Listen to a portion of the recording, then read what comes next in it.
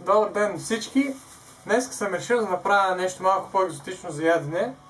И то се нарича ориз с банани, фастъци и къри сос.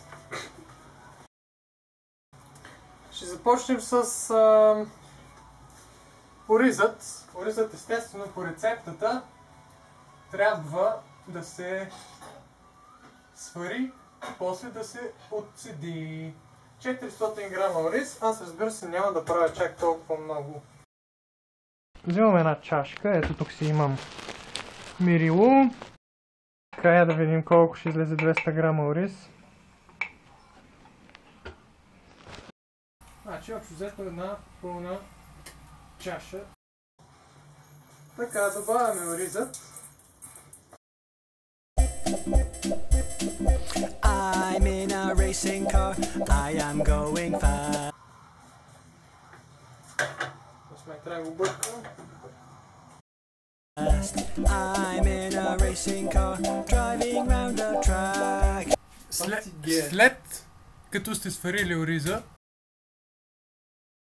бананите се нарязват на кръгчета и се задушават в зехтин. Значи, пише 4 банана в рецептата, но ние ще използваме, например, 3. Слагаме бананите вътре.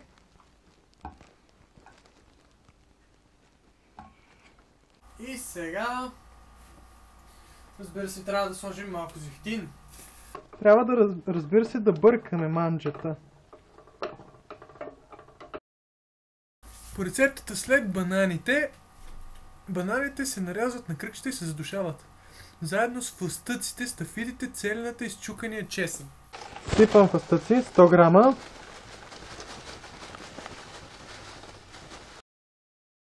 Така, слагаме целината. Така да се види по-хубаво. И разтъргваме чесънчето. Така, след около 5 минути се прибавя сметаната 200 мл и се слагат подправките за кърито. Driving round the track in a racing car. След това се разбърква добре и се добавя оризът и пресният лук, нарязан на кръгчета. Не искам. Round the track in a car.